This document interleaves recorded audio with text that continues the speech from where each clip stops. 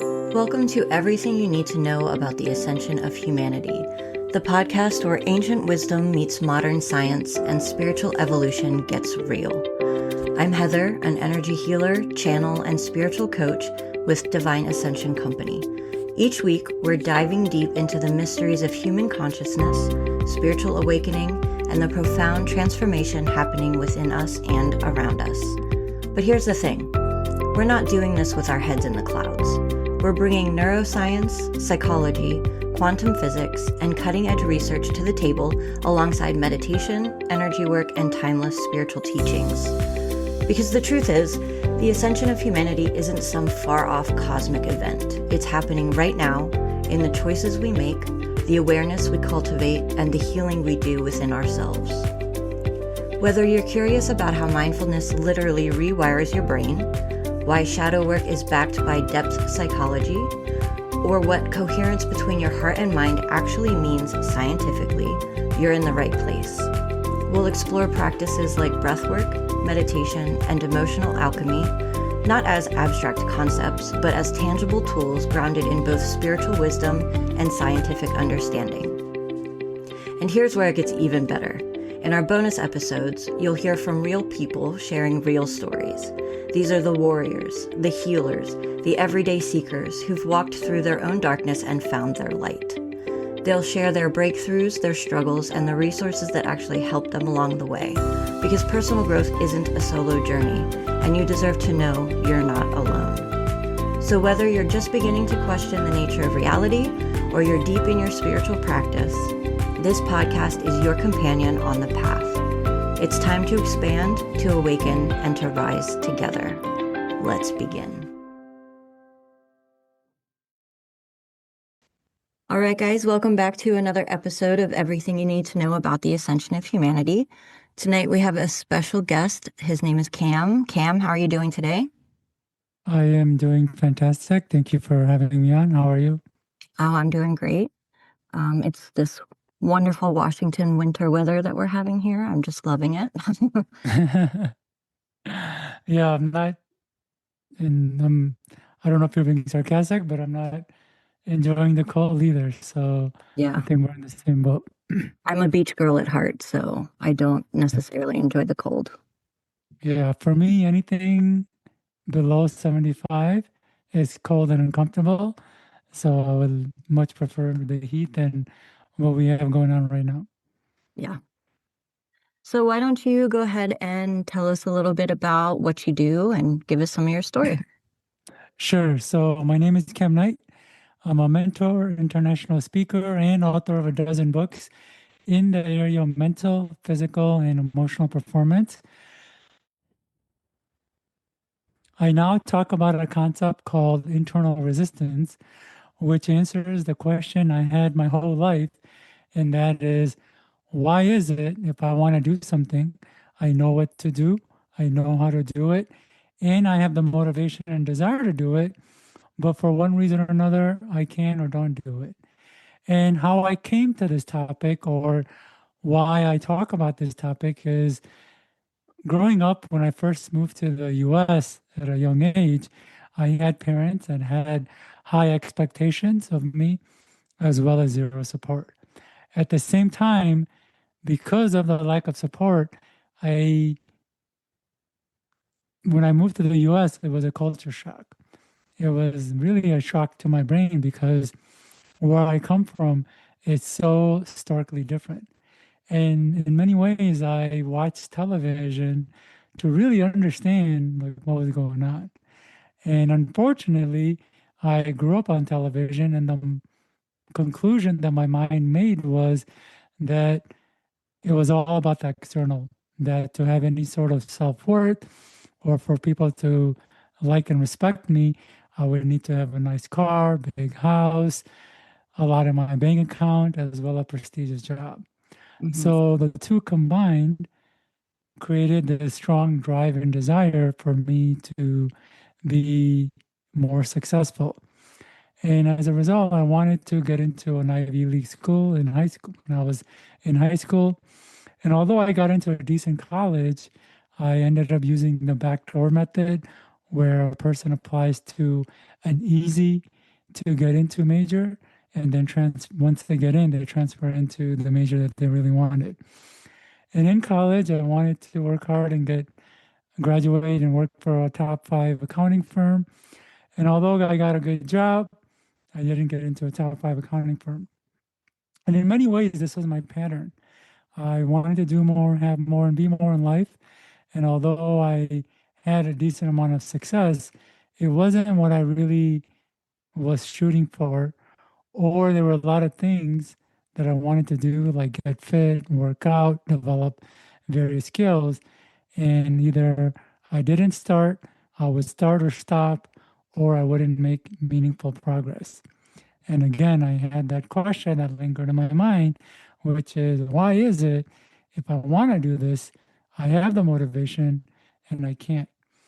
And over time, I read a lot of books, attended a lot of seminars, and did various coaching. And at a certain point in my journey, I had an aha moment, which was, oh my gosh, there's a part of our brain designed to hold us back. There's a part of our mind built to keep us from growing and making progress. And I call this part resistance.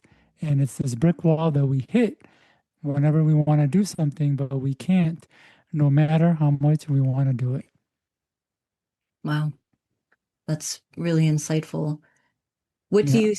you think, and pardon me if I'm interrupting, but what do you think causes this brick wall? Like how do we form them? Yeah. So to understand resistance, it really helps to understand that the part of the brain that creates wants and desires, it works separately from the part that actually allows us to act on the desire. And this is really important, so I'll say it one more time. The part of the brain that actually creates a motivation and inspiration to go out and do things works independent of the part that actually gives a green light to be able to do them. So we have one part of the brain that's creating wants, and in many ways, it's not designed or built to check if that want is worth doing, if it's going to be fulfilling or even safe. It simply creates wants. And you can think of this part of the brain, which I call the wanting mechanism, like a kid in a candy store. It wants all of these things. And then we have another part of the brain that checks to see if that want is safe, worth doing, fulfilling, and so on.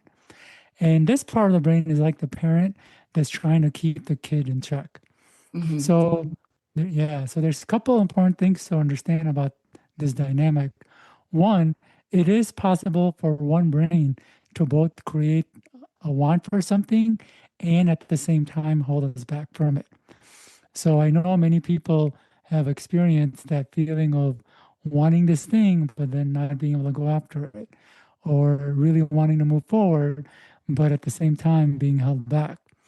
And this dynamic kind of explains what's going on. And so to go a little bit deeper, the second part of what's important is anytime we do have a want or desire, that want gets filtered by this other part of the brain, which I call resistance. And it gets filtered or analyzed using a whole host of criteria.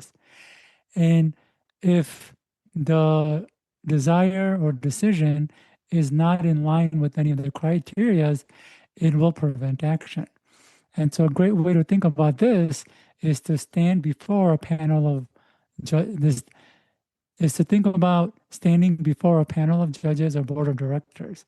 So every decision or course of action that comes up, it get it gets presented by the panel of judges and board of directors. And if even one member is against the idea, it will not pass. And what I like to help people understand is that it doesn't matter how much motivation you have, how simple the solution is, or even how much benefit will derive from the given desire. If this part of the brain, which I call resistance, prevents action, we can't act. And so, what's more is that what's interesting is both our want and resistance can get in our way. And so, I hope this kind of gives a better intro of why we procrastinate or sabotage, or what helps us, or what actually keeps us from moving forward. Absolutely. And I think that this is a problem that is really common among many people. I know I've been there myself, so this is really interesting to hear your perspective. Yeah, it is. It's very common. And oftentimes I do get asked, does everyone have resistance, or does everyone have the same resistance, or does the resistance go away? And more or less, yes, we all have resistance because we need this part of the brain as a parent to keep a lot of our desires in check.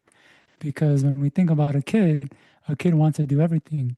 They want to put their hand on the stove, they Mhm. want to put dirt in their mouth, and things of that nature. And that's really the inherent nature of how our wanting mechanism works.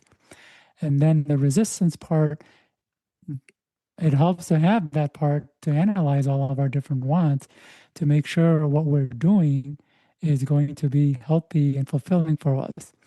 Unfortunately, resistance can go overboard and hold us back from more than just the things that are going to be unsafe. And then as far as does every, is this something that is always there? In many respects, it is. So anytime we are doing something new or growing or doing something that we haven't done before, resistance will come up.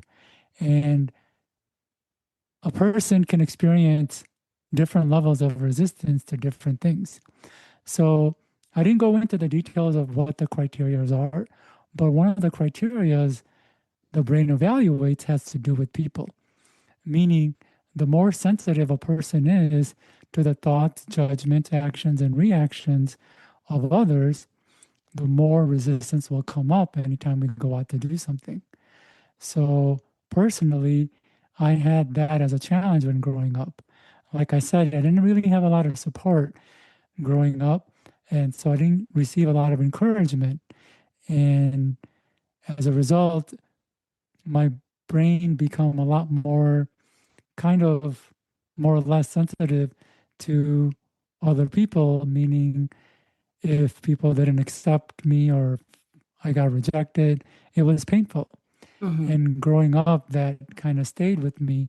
So a lot of times when I wanted to do certain things, my brain prevented me because out of hesitation that, hey, if things don't go well and people don't like your work or perceive it well, it's going to be painful. So instead of doing this thing and potentially experiencing pain, I'm just going to create resistance now. So you have a hard time moving forward towards that thing. That makes sense. Yeah. And I've had a similar situation with love and relationships Yeah. because I'll be honest, neither one of my parents were the greatest examples Right. of what a relationship was supposed to look like.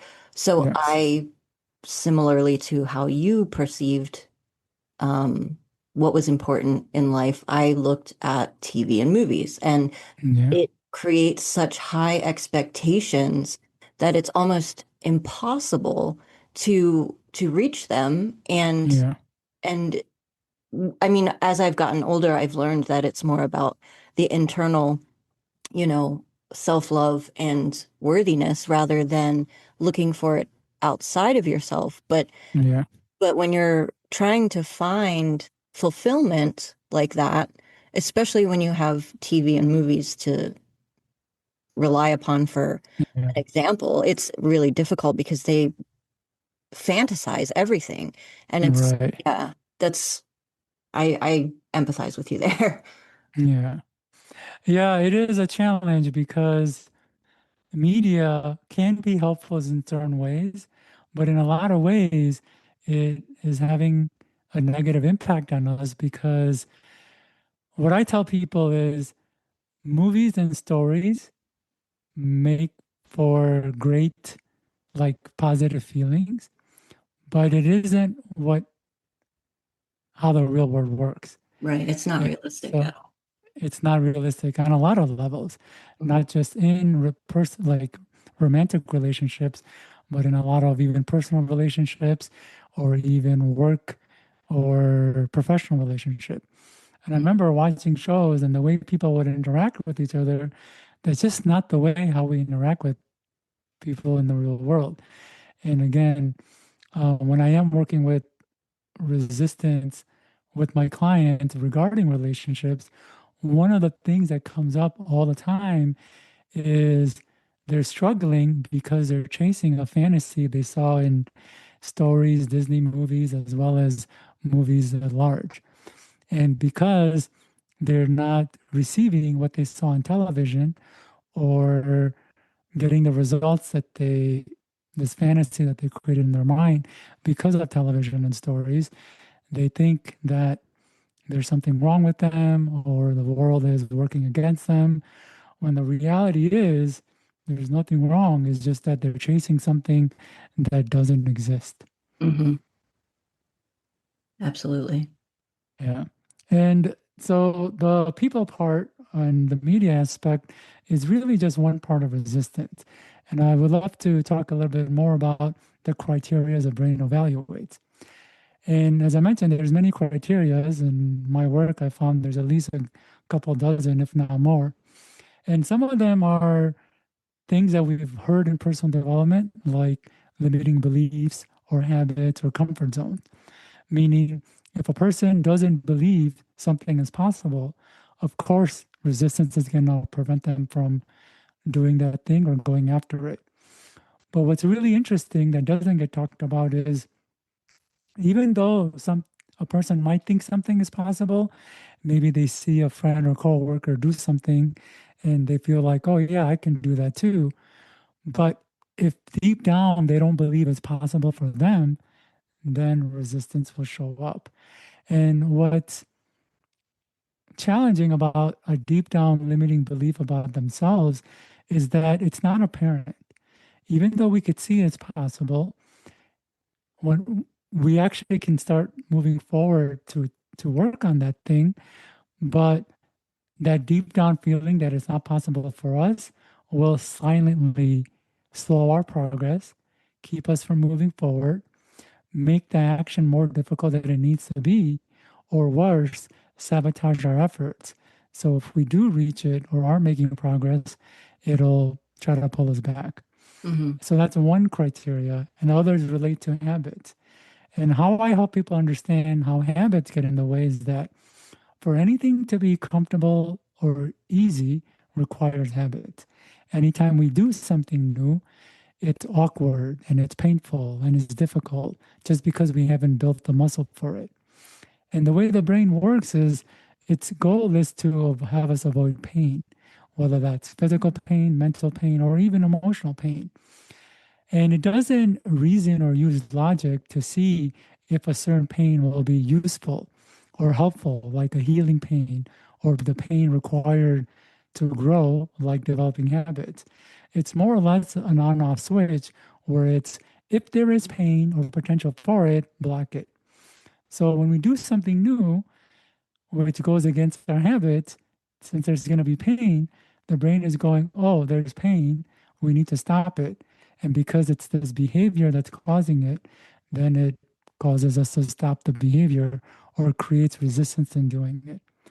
But it goes further. It can go into also comfort zone. The way I define comfort zone is it's a zone of knowing or familiar. And I don't really use the word comfort because a majority of our comfort zones aren't actually comfortable. They're annoying and painful. But we stay in them is because it's a place where we know what to do and how, and there isn't a lot of mental strain to learn something new and different. And so anytime we are wanting to do something, by the nature of doing it or making progress in it, it means we're gonna move out of our comfort zone.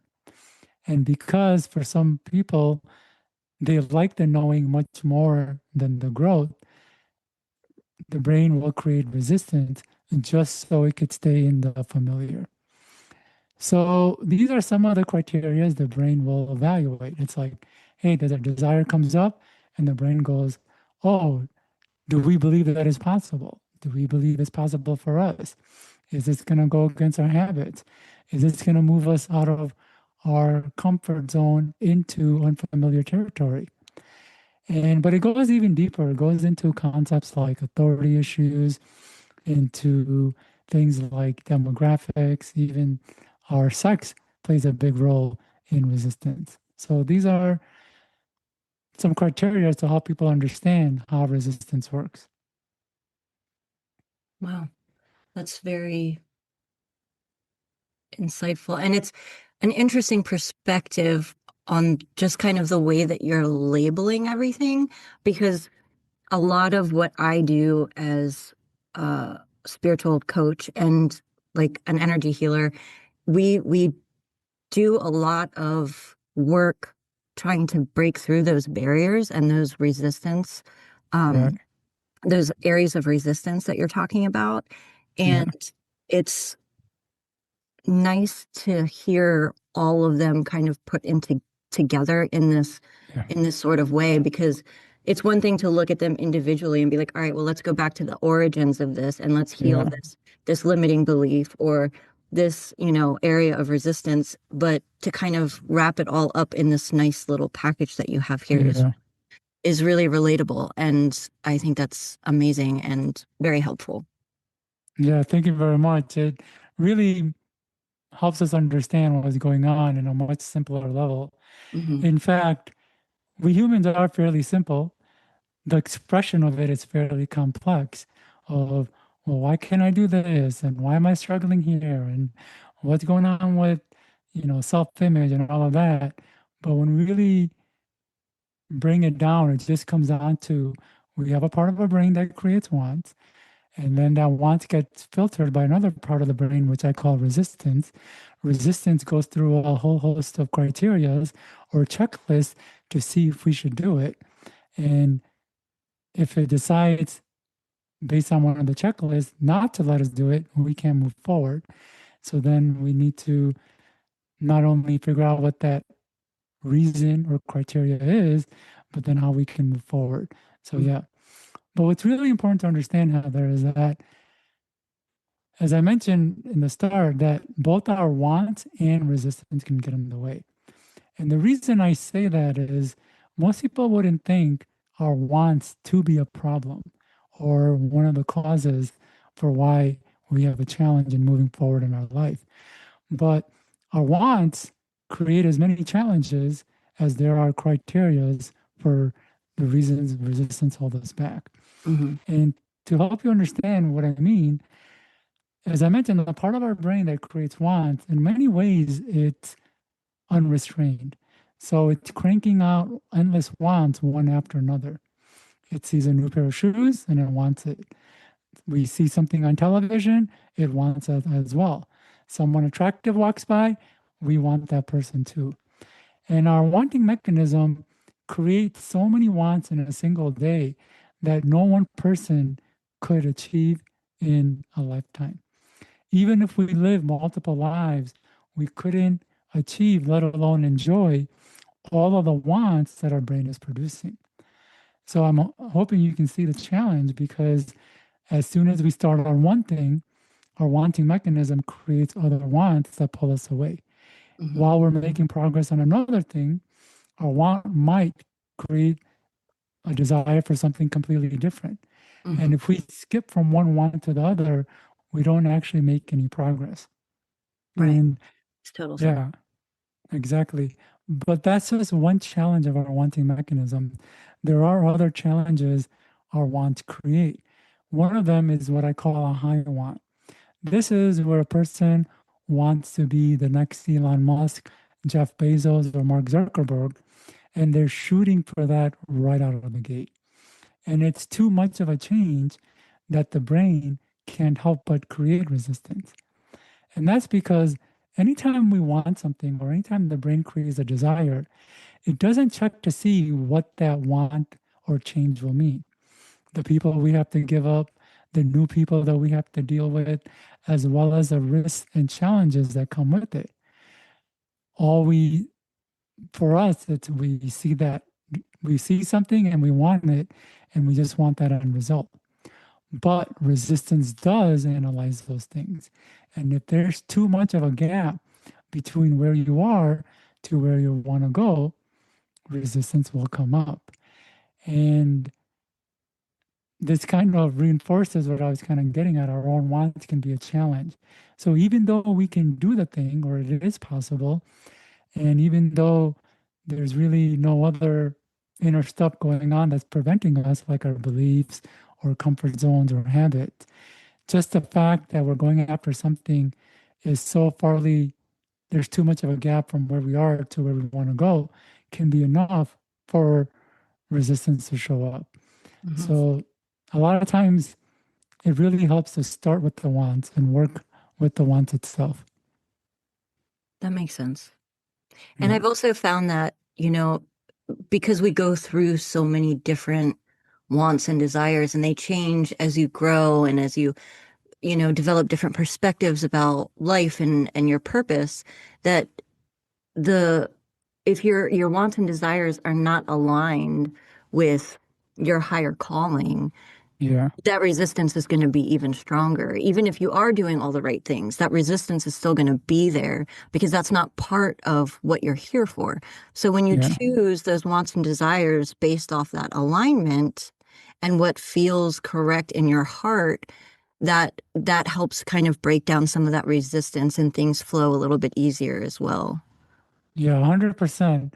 Because if we don't have the word you said, alignment or higher calling, they show up in many ways. People will call it purpose or things of that nature. If we don't have like a clear direction of what we want to go, then our wanting mechanism will just kind of create wants for all sorts of things and has and pull us in all sorts of directions.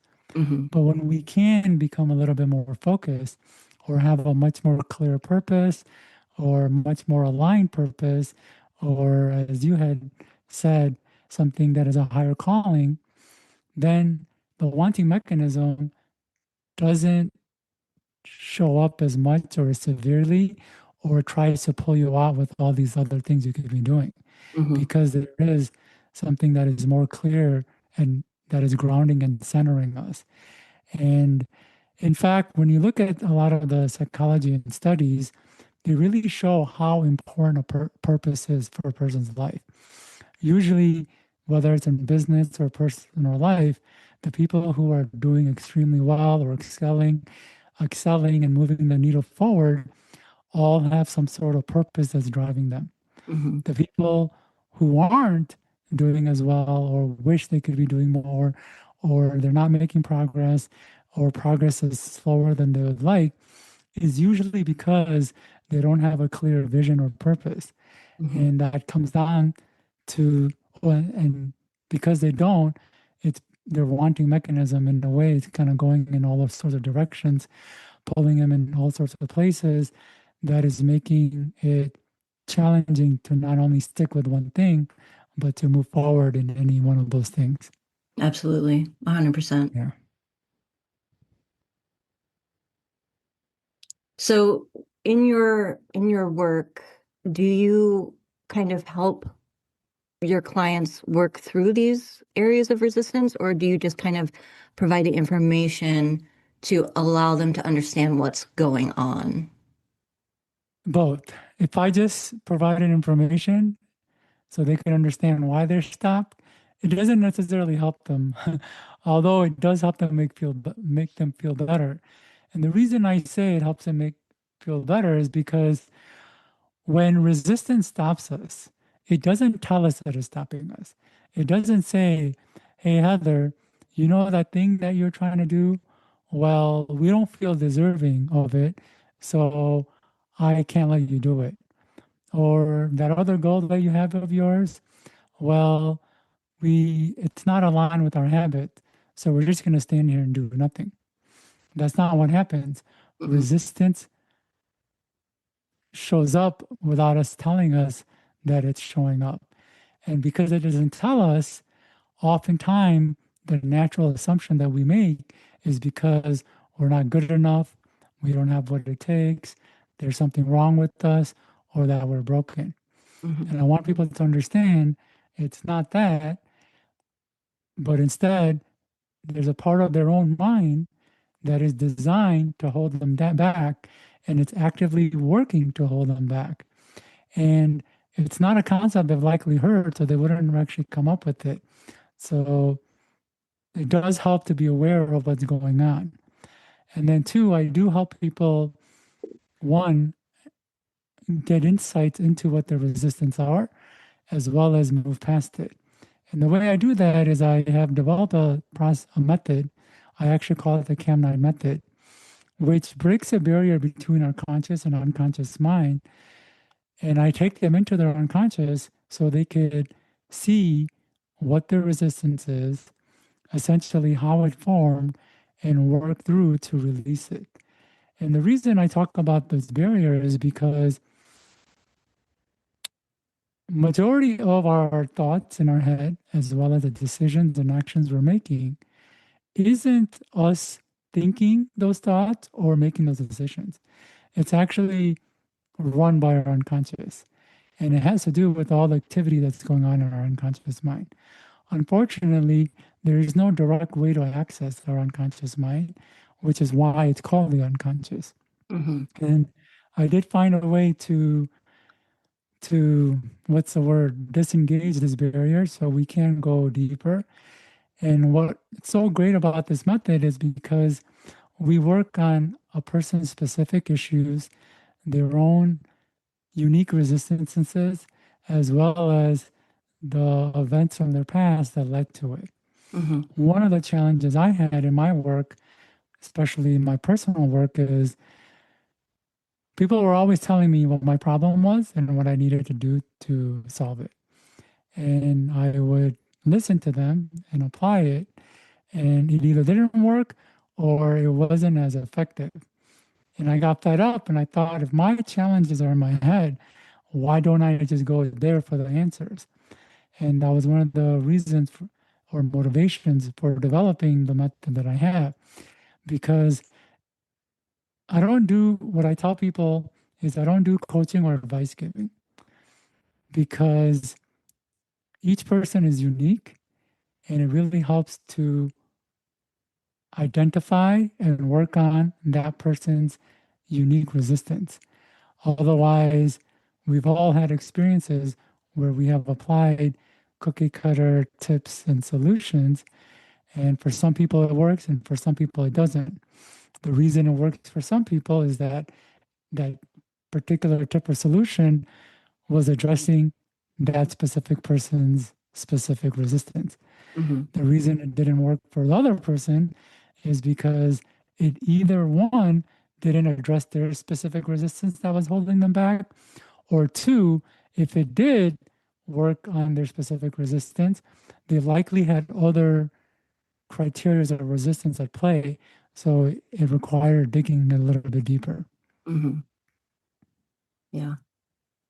Yeah, everybody's journey is different, and we've all been through different experiences, different environments, different, growing up. The way we grew up was different, and that all affects, your limiting beliefs and these different areas of resistance. So Yeah. there is no one size fits all answer, and it is going to be unique to each person. Yeah. Unfortunately, a lot of people are looking for the cookie, is what I say, quote unquote, the cookie as that quick fix where if I do this one, all of my blocks will magically go away forever. And unfortunately, it doesn't work that way. And this is kind of the message I want people to understand. There's more to it than scrolling through Instagram and hearing this inspirational speech or quote and thinking, now that my body's flooded with all this inspiring, forward thinking thoughts, that's going to be enough to move forward. Mm-hmm. And it's not. Usually, once those positive feelings wear off, we're just as stuck as before. And then Absolutely. when we do, when we do start to do the inner work, and we'll work on maybe the surface level resistance we have or the higher level resistance that are showing up, and think that will be enough. And when it doesn't give us the result that we want or at that level, it's easy to feel a little disheartened. Hmm. But it's really important to know that for some people, we just have more resistance. And to really help people understand is we all know someone who can think about doing something and then do it. It almost seems like what how they're moving through life is magical. Yeah. And it seems like they have something special or some special ability that helps them do it. And what I want people to understand is not what they have, it's what they don't. They likely have considerably less resistance than we do or the other person. And because they have less resistance, anytime they do want to go do something, their mind isn't filtering through all these criteria that's holding them back. So it's much easier for them to do it. Hmm. Unfortunately, other people have more resistance that they have to work through. And even though they want something just as much as the first guy, it may not be as easy for them to go after it as the first guy because they have more layers to work through. And it's just the unfortunate nature of how things are. Some people's the way their upbringing is, or just a combination of events in their life led to less resistance, whereas other people, due to their unfortunate circumstances, they had more, and it creates a little bit more challenges when it is time to do something that they want. Hmm. Absolutely. And I try to tell people that all the time, like society, social media, TV, movies, whatever, they all like emphasize this possibility of, oh, let's take this pill and all our problems are, magically Yeah, fixed overnight, or this one size fits all kind of solution to fix all of your problems and make your life even better. And I'm like, okay, yeah, I understand how enticing that sounds. It would yeah, be wonderful if that were the case, but there is work involved. If you want to be that higher, better version of yourself and you want that success, whatever way that looks, like you have to do the inner work and you have to work through these barriers that are holding you back. And to yeah, be honest, you are the only one holding yourself back, but yes, there's reasons for it and there's things that you have to kind of dig deeper for to work through. It's going to be messy. It's not going to be comfortable, but if you want to reach that greater potential that you have, that each of us has, it's worth exploring and it's worth digging and it's worth giving yourself the space and loving yourself enough to do the work to become yeah. this, great, great version of yourself. Yeah, so there's a lot to unpack with what you said, and I agree wholeheartedly. First is there is a lot of messaging saying that things should be easier, results come quickly, and unfortunately, there will be some people who will always chase that. Hmm. Even though they've seen that it never worked, they're always going to chase the next get rich quick scheme or the next lose 60 pounds in 30 days type of thing. Hmm. And because of such people, there will always be marketers and advertisers who cater that message to such people. And because that messaging is around, it's easy for others to come to the conclusion that it should be easier, Hmm. that it should only take 30 days to get massive results, or that I should have been rich with a little bit of effort. And they're expecting that when they go out searching for results as well. When the reality is the human brain and body are extremely complex. And there's a lot of things going on internally that allow us to do what it is we want to do. And more importantly, keep us from doing what we want to do. And for some people, like I said, because they have more resistance, it's going to take a little bit more effort and than the other guy to do it. And this is why I really like to stress just because you're not able to do something, especially as quickly as someone else, doesn't mean that you're lazy, that you lack motivation or you don't have discipline or there's something wrong. It's just that there's likely more resistance to work through. Hmm. Now, it can be disheartening when we see somebody getting results quickly and us having to struggle. But Hmm. there are two advantages of having the resistance. One is for the people where things come too easily, they don't actually, or they're not actually able to enjoy or appreciate it as much, Absolutely. which is why they often have to go after the next thing and the next thing. And Mhm. so, although it seems like they're able to achieve a lot of things because it comes easily, that level of appreciation isn't there. And so, for them, there could be more emptiness than you might expect. And oftentimes there is. And then also, when we do work on the deeper stuff, and as annoying and as painful it is, there is a depth or a fulfillment that comes from accessing these deeper resistance, understanding and learning it, and working through it. Mhm. It's not the same positive feelings that would come from, having that nice car or big house, but it's still some rewards that's not accessible any other way. Right. And this is where that depth and more fulfillment that people gain, that's that the guy who has little resistance can't ever really achieve with all his external accolades, if that makes sense.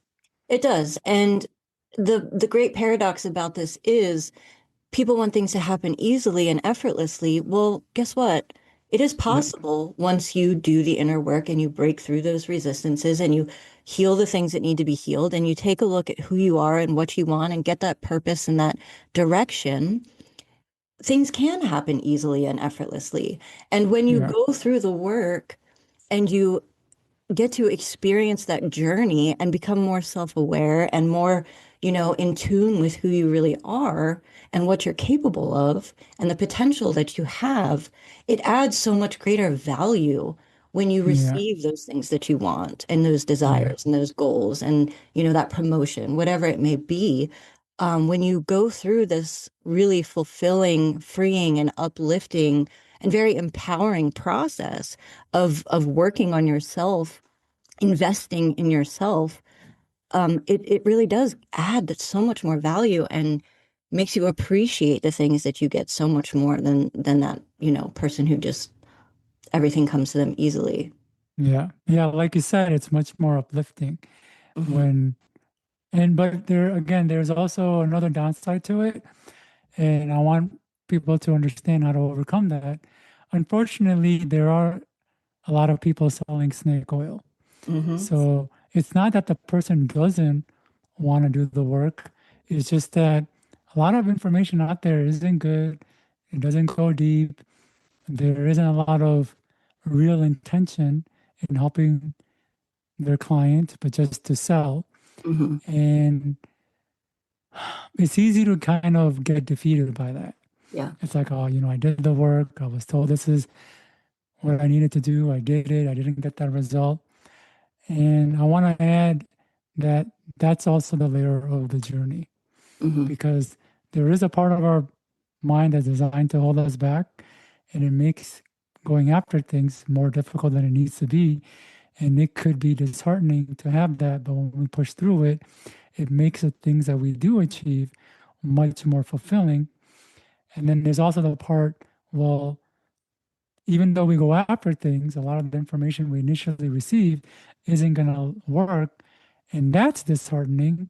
And again, when we continue to persevere and find the stuff that finally does work, or we find the people that we do resonate with and get the results, it will be equally uplifting and fulfilling.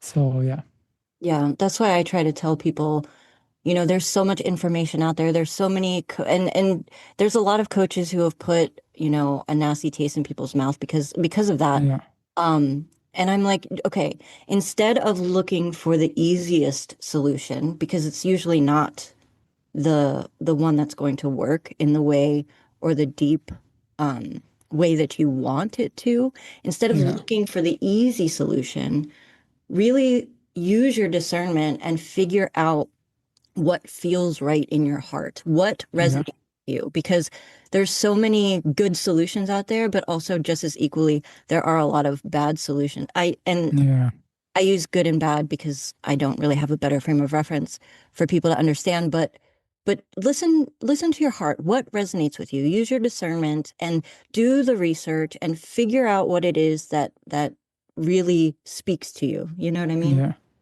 yeah. And I know where you're coming from, and you don't want to use the word good and bad because things aren't inherently good and bad, Mm-mm. but we can instead say what works or doesn't work for them. Right. And oftentimes we'll have to go through things that don't necessarily work for them to find the thing that ultimately does. And that's also part of the journey. Hmm. And the more we continue to stay in the journey, when we do finally get it, the more fulfilling it'll be, regardless of how big or grand it's perceived by society or people scrolling through social media. Hmm. Absolutely. Yeah. And If I and could even actually go ahead. go No, go ahead. ahead. I was just going to say that even when you do find those, make those little missteps, if you will, about finding something that may not work, the information that you did learn might be a little nugget of information that does put you in the right Yes. direction. And it could also be just, part of this beautiful journey where this is just another opportunity to learn a lesson, to use your discernment or to listen to your intuition or whatever it may be. It could be a myriad of things, but each step, regardless of what it looks like, is part of that beautiful process and that beautiful journey of getting to the place where you find the right solution and you get to experience that inner work. You know what I mean? 100%. In fact, I'm glad you brought this up because I haven't had a lot of opportunities on going on these podcasts to express it. But something that I'm coming to recently, and it's from my journey, is that, I did a lot of programs, I read a lot of books, I did a lot of coaching, I went to a lot of seminars. And although the main ideas they were teaching didn't necessarily help, in all of that, there were all these little nuggets Hmm. that I picked up that were really key, that were more helpful than the main idea I wanted to get. So, yeah, we might sign up to a course or pick up a book or attend a seminar to get a certain concept or idea, and it might not really help us. But in receiving that coaching or advice, there was a nugget that was picked up that was really helpful. Hmm. And Yeah. life isn't about one key thing. And I want to talk really about this because this is really important of why resistance comes up. So I mentioned when resistance comes up, it doesn't tell us that it's coming up or give us a reason why the brain is stopping us. It actually shows up in very deceptive and manipulative ways, meaning our brain will put us in creative avoidance where we're creatively finding ways to avoid doing the thing, such as over planning or perfectionism and things of that nature. But another way is our brain will have us like wait for that nugget of gold or that perfect advice that'll change everything. Hmm. I don't know if you've experienced that with your clients, but I have, where a person doesn't want to start something because they're still doing all this personal development work or reading books because they're waiting for that one piece of advice that will change everything. And it's a trick because as long as we're waiting for that one piece of advice, we're not taking action. And as long as we're not taking action, the tricks of resistance win. And The reason I'm bringing this up is I want people to understand success isn't about this one perfect piece of advice or this one key thing that makes us able to move forward. It's actually about these series of golden nuggets that we receive. Hmm. And it's when we receive it and that kind of come together that helps us move forward. In fact, oftentimes when you hear someone say, oh, this one piece of advice really changed things for me, or it was a key thing that helped me remove my blocks or really take it to the next level. The reason it was that one key thing is more than likely they already had all the other pieces in place. Hmm. And it was this one piece of information that was creating a block for them. And once they, fill that piece, things began to magically improve. Yeah. For other people, that same piece of advice is likely not going to create the same outcome because they likely don't have the other pieces or the other nuggets, if you will, Hmm. in place to have that. So it's never about one idea, but as you mentioned, all these little nuggets that come together that really leads to the outcome we're seeking. Right. And when you're waiting for that one piece of advice, now not only have you placed certain expectations on your journey, your process, your growth, which limits, what can happen and the possibilities, which are truly endless, you're completely missing or ignoring all of those little nuggets that you could be finding. Yeah, And even for me, like all of the certificates and the education and the college and the courses and all the things, like finding one modality is not typically the answer because, again, all of us have very different journeys. We have different paths. We have different purposes. They're not all supposed to look the same. So even yeah, with taking all of these courses and everything, I've been able to take what resonated from each one to kind of build yeah, my own empire and build my own way of doing things. But in order to create that bigger picture, I needed those little nuggets from each of those yeah, steps of the journey. You know what I mean? To make it this yeah, beautiful, unique thing that works for me. yeah, 100%. And to reiterate what I'm hearing, it's even though we took all these courses and programs and learned all these things that might not be helpful or useful to the thing that we're actually doing now, we needed all of that to really understand what it is we're doing now at the level where it could be either effective for ourselves or for the people we're trying to help. Absolutely. Yeah, yeah. No, no, that's really important. The nuggets piece is key because for a lot of my journey, I would do all these things and then not get the result that I was hoping for or not get the outcome that I was seeking when I signed up for that course or the program. It was still helpful in a lot of ways. And I'm only seeing that very recently. Yeah. So if I'd And seen it earlier, I think I would have created less frustration or regret. yeah, and that's one of those things that's easier to see in hindsight. But if you Yeah, truly learn to live in the present moment and not have those expectations on what you want to get out of that course and leave yourself yeah, open to the opportunity for maybe something different or better than you can even imagine, it really lets you take the time to look at each of those nuggets and be like, oh yeah, yeah, maybe my expectations were, close, but not quite there. And I've just discovered something that kind of shifts my perspective and alters my direction a little bit. But man, this is even better than what I was thinking. You know what I mean? And oftentimes that is the case. It usually ends up being better. And we just want to be open to it Mm-hmm. and kind of getting hung up on the expectation can keep us from seeing it. And I'll actually share a pretty interesting story. I've traveled to over 100 countries, and my travels were very instrumental in the content that I write about, as well as developing this concept of internal resistance. Though I do remember oftentimes in my travels, anytime I would arrive in a new city or country, I had an expectation of what I wanted to do and the experiences I wanted to have. Hmm. And oftentimes, I would force that expectation to the point I would miss everything else around me.